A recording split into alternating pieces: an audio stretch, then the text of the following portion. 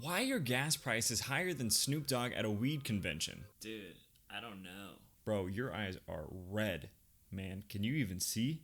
I can see Landon. Landon? Landon who? Trip, fall, and land on these nuts. Alright. Okay. That's just immature. If you own an automobile and don't live under a rock like Patrick Star, you've seen gas prices shoot sky high. In March 2022, the average was $4.17 per gallon. Here in Southern California, I've been paying between $6.50 and $7 just to fill her up. That's insane. And I've been having conversations, asking people, why do they think gas prices are so high right now? Most say that it's due to the Russian and Ukraine war or that pesky inflation. Now, I'm no economist. Heck, I'm barely educated. right? But solely blaming the conflict in Russia and Ukraine and inflation doesn't really seem to add up, at least in my eyes. According to the American Fuel and Petrochemical Manufacturers, in 2021, the US imported an average of 209,000 barrels per day of crude oil from Russia, making up 3% of all imports and just 1% of the total crude oil processed by American refineries. So could the conflict and Biden's sanctions on Russia alone be the sole reason why our gas prices are shooting sky high? Is the government using the conflict as a scapegoat? What's really going on? Let's take a look under the hood. Dude, no. In March of 2019, the national average gas price was $2.52. Let's jump to 2020, the year that felt like 10. Tell me about it. Gas prices plummeted when everyone cut their driving nearly in half, and they all stayed inside. There wasn't any demand, so in April of 2020, the national average was down to $1.94. Then, as people got a little more confident going back into the sun, demand rose, businesses kind of opened up, and gas prices crept up to about $2.82 a gallon in March of 2021. We were back. We were more than back. Prices were down, but they climbed up. But then they just never stopped climbing up. So let's start with inflation. Inflation is real like Jerusalem. I don't get it. The inflation rate is currently sitting somewhere near 8%, which is the highest that it's been in 40 years. And the Consumer Price Index shows that from February 2021 to February 2022, the price of gasoline has skyrocketed 38%. And a quick briefing on inflation, if you're new to town, is that the problem with the dollar is that it's constantly losing its value because the prices of goods and services, house prices, gas, they don't all increase in value at the same time. They fluctuate, and some grow faster than others. And if we take a look at this chart, we can see the increases in prices are vastly higher for gasoline than for all goods and services measured in the government's Consumer Price Index inflation gauge. And in fact, as you know, we recently came out of a year where the US government printed over $10 trillion. Over $10 trillion.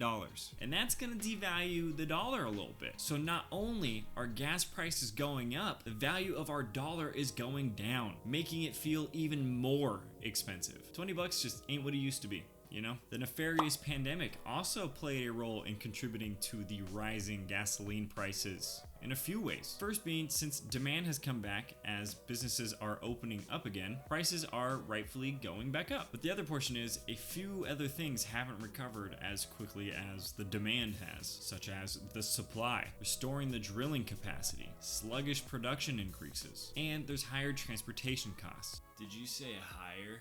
Yes, I did. The Bureau of Labor Statistics talks about how there was an OPEC Plus meeting in April of 2020, and all of the members agreed on performing production cuts, and even Russia complied. That should say something. The agreement called for a composite cut of 9.7 million barrels per day. We're gonna knock that off. And they were gonna do that every day for the following few months during uncertain times. And the OPEC production fell to the lowest level that it's been since May of 1991. From January to May of 2020, the United States and Canada, the first and fourth largest oil producers in the world, reduced their output by a combined 3 million barrels per day. Then they had this big increase in June and July, but they were still operating at a reduced pace, despite the demand somewhat returning. And in short, during that time, it was this weird back and forth game of drastically reducing all of the oil production, then kind of teetering back to making more, then saying, whoa, maybe we're making too much, we gotta slow down, we just don't know what's gonna happen, COVID's got us all freaked out, and when I read through it, it essentially seemed like no one really had any idea of what to do. They slowed down, they sped up, they slowed down, they kind of walked fast, they slowed down. It was uncertain. Everybody seemed really uncertain. So that has some part in it as well, which leads me to the next potential cause, the supply chain disruptions. On top of the wishy-washy recovery of the world's oil production as a whole, there have been a few supply chain disruptions. One of the more notable disruptions that happened in the US was the Colonial Pipeline cyber attack that happened in May of 2021. They got hacked. This pipeline supplies about 45% of the East Coast fuel, and they got nailed with a Russian-based ransomware attack and ended up paying $5 million. They paid the ransom. They said, here, you got us. And this crippled their fuel deliveries. They were down for a few days. Gotta stay lifted, bro. Gotta stay lifted. You really do. And during that time, millions of barrels of oil had to be transported via truck instead of via pipeline, which is wild to think about. Now that's a fairly pointed example, but I didn't only want to cover the scramble all of the different countries are facing as they figure out how they're going to proceed with their own COVID requirements, as they face shutdowns across the board from production to transportation, in addition to the increasing efforts to remove the use of fossil fuels. And stick to the end of this video because I'm going to talk about how it's affecting the US, because it is the Russian war. Russia's invasion of Ukraine and the resulting sanctions have limited our oil supply from Russia. That's true. Pres Joey B signed an executive order banning the import of Russian oil, liquefied natural gas, and coal to the United States in hopes of depriving Putin of the economic resources he uses to continue the war.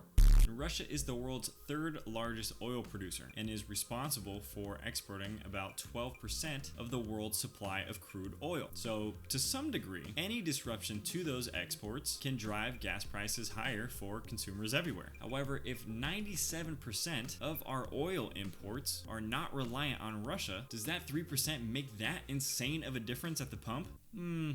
Maybe. But it appears that the majority of the repercussions that we're facing because of the war seem to be indirectly related because Europe is more dependent on Russia.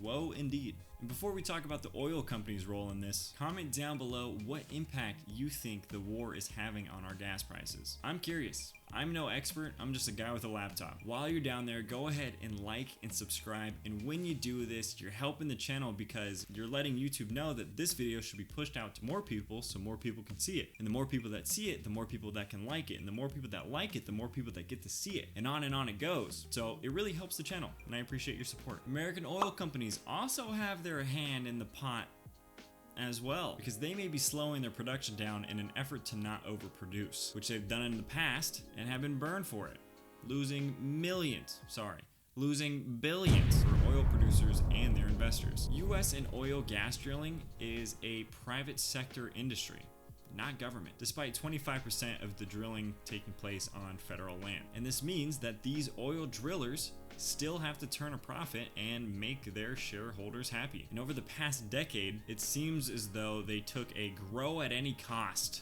approach. Command you to grow.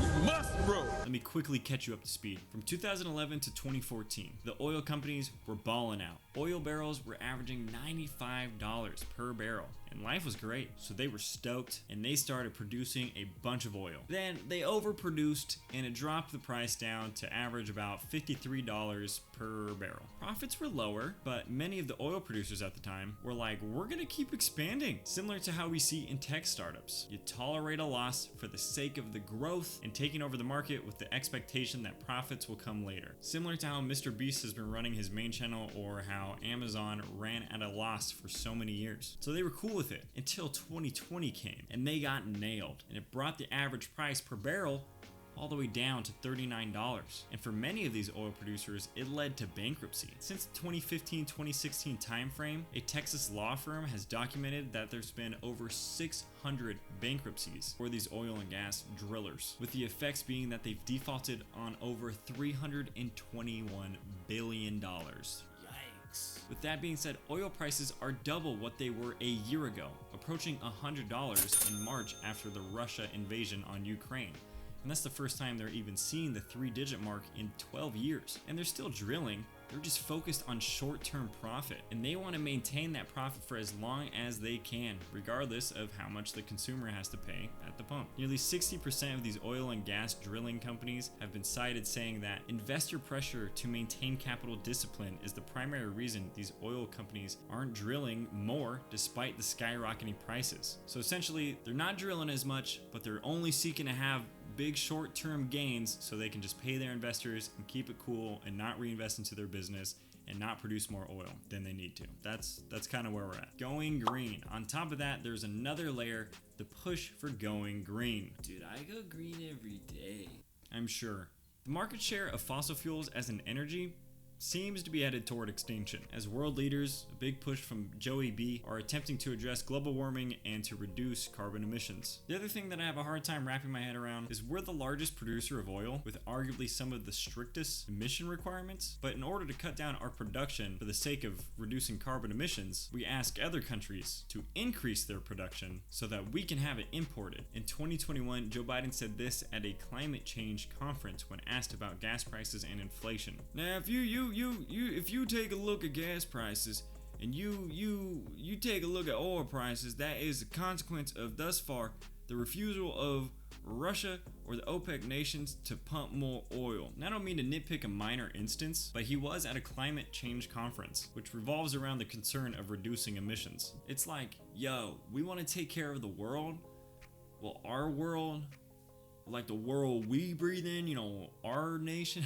You guys go ahead and you guys produce more and you guys affect the environment. How about that? It's weird. What else has gone on in the pursuit of going green? The Biden administration recently delayed or stopped work on federal oil and gas leases and permits following a court ruling that struck down the administration's social cost of carbon. However, with that being said, in Joey B's first year of office, he issued more than 3,500 drilling permits. He caught some flack from climate activists for that one. Now keep in mind, these permits only help with about 1/4 of the US oil production. The other 75% takes place on private land where federal permits don't even make a difference because they're not required. Biden also halted the controversial construction of the Keystone XL Pipeline. He did this on his very first day of office. Keystone XL was going to be an expansion of an existing North American pipeline that would have carried 830,000 barrels of crude oil from Alberta, Canada, down to Nebraska daily at its peak. There's some speculation that some individuals in Congress want to repeal long-standing tax breaks for fossil fuel drillers and replace them with green energy tax breaks that would disadvantage the oil and gas industry, which I'm sure would really mend their relationship together. There's also speculation that since Biden's administration has been so adamant about going green and focusing on climate change, the rising gas prices aren't that much of a concern for them or a real problem in their eyes because it gives consumers the incentive to purchase electric vehicles, which, if true, is a load of hoopla because an added $200 gas bill at the end of the month is still more affordable than a $60,000 Tessie. In a Tessie with my Bessie. Let's talk about some of the proposed solutions. The first, there's chatter about gas stimulus checks becoming a possibility. That's right, the Gas Rebate Act of 2022. Legislation would give 100 bones a month as a rebate and $100 per independent to help Americans pay for these high gas prices. The idea is that the payments would last through 2022 for any month where the average gas price was $4 or more. Sounds nice in theory, but anytime the government gives us something for free, we end up having to pay it back in one way or another. Secondly, in November of 2021, President Joey B told the Department of Energy, said, hey, release 50 million barrels of oil from our emergency stash. But it didn't really help all that much, so in March of 2022, he was like, unleash the floodgates, and is releasing 1 million barrels per day for the following 6 months. And it also doesn't seem like it's helped all that much either. The next solution that's been proposed is to reverse a law from the 1920s. This would mean waiving the Jones Act or Merchant Marine Act of 1920. And this federal law requires water transportation of cargo cargo among U.S. ports to only be conducted by registered American ships with U.S. crews. Reversing this law would allow foreign ships to move oil on our behalf. And the idea is that this would strengthen the supply chain of finished gasoline and lower prices on the West Coast and Northeast. The law was originally passed to support commercial activity and serve as a naval auxiliary in times of war or national emergency. The next solution is to cut or suspend gas tax. That'll lower the gas price for consumers. That's essentially a guarantee. If you're from California, I know you feel that. You feel that pain for sure. Bruh,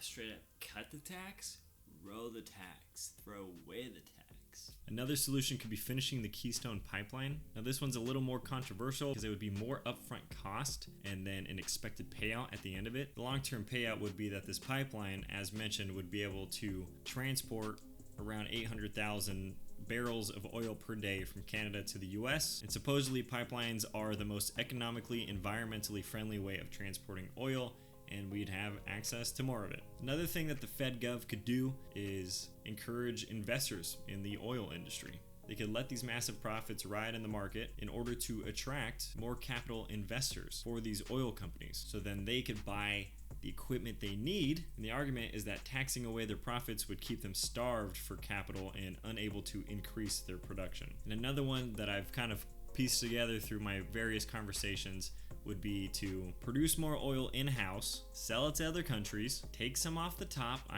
take some off the top of these foreign trades, snag some profit, and use those profits to provide rebates on electric vehicles. That way people aren't incentivized by these record high gas prices, but it would make electric cars more affordable and bring down the demand for gas at the same time. With this idea though, something to keep in mind is that there are 9,000 independent oil and natural gas producers, and independent producers meaning that they do not have more than $5 million in retail sales of oil and gas in a year. And these companies operate in 33 states, employ an average of 12 people, and develop 91% of the wells in the US, produce 83% of America's oil and 90% of America's natural gas. So in theory, it could make life harder for these independent producers while trying to target and aim to take off the top from big oil.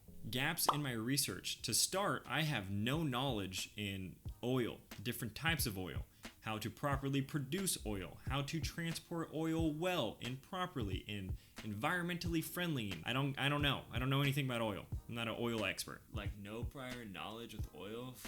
Hella irresponsible of you. Secondly, all of this comes from a fairly optimistic viewpoint. Who's to say our politicians aren't getting paid out by these record high gas prices? Although President Biden has accused the oil and gas industry of potentially illegal conduct as oil execs get rich off of soaring oil prices and has called for a federal investigation into the matter, but the pessimist viewpoint would be that that is all a publicity stunt. In any case, I hope this brings some insight as to why gas prices are at a record high. If you found this video valuable, please drop a like and leave a comment. It's much appreciated. Hit the subscribe button and the notification bell.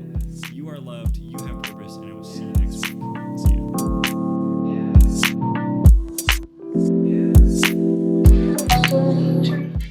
Peace, dog. Peace.